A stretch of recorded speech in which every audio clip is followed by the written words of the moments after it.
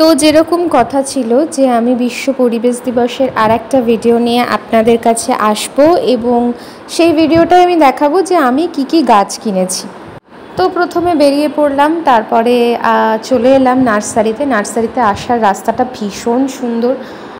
কি গাছ কিনবো সেটা আগে থেকেই ঠিক করা ছিল আমার, কারণ এখানে আসলে আমি ভীষণ কনফিউজড হয়ে যাই, সমস্ত গাছ আমার কিনে নিতে ইচ্ছে করে।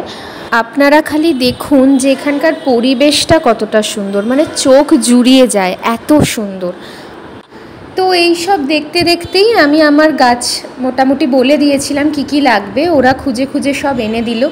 এই যে দেখুন একটা লাল কাঠগোলাপ, আর তারপরেই আমি খুঁজছিলাম একটা সাদা চাপার গাছ, যদিও খুঁজতে খুঁজতে আমি একটুখানি ওখানকার দোলনায় দোলও খেয়ে নিয়েছি। এইটুকু না করলে হয় না আমার, এখানে আসলে আমি দোলনা চড়বই। আর এই নার্সারির আরেকটা সুন্দর ব্যাপার হলো এখানকার যে টবের কালেকশন, প্রচুর টব আছে এবং সেই টবগুলো দেখলে মনে হয় সবই কিনে নিই। নার্সারির ভিতরে গোয়াল ঘরও আছে, এই গোয়াল ঘর আগে মাটির ছিল, এখন বাঁধিয়ে দিয়েছে, এখান থেকেই গোবরটাকে ওরা সার করে নেয়। যাই হোক, লাল চাপার পর একটা সাদা চাপা, একটা অ্যালামন্ডার একটা বেগুনি রং, আর প্যাশন ফ্লাওয়ারের একটা গাছ আমি নিলাম, আর একটা ওষুধ নেওয়ার ছিল। এই মোটামুটি নিয়ে আমি 4টে গাছ নিয়েছিলাম। দিয়ে ব্যাস এবার ফেরার পালা, আবার পরে একদিন আসবো রথে বা কোনো একদিন, সেটা আপনাদের আবার বলবো। আর এখন আমি গাছগুলোকে নামিয়ে নেব। এখন বিষয় হলো যে আজকে এই মুহূর্তেই আমি গাছগুলোকে পুঁতবো না, ওদেরকে এমন জায়গায় রাখবো যে জায়গাটা বাড়ির সবচেয়ে ঠান্ডা জায়গা, সেখানে ওরা থাকবে। আর এটা আমার প্যাশন ফ্লাওয়ারের গাছটা খুবই দুর্বল, ওকে আমাকে ঠিকঠাক করতে হবে।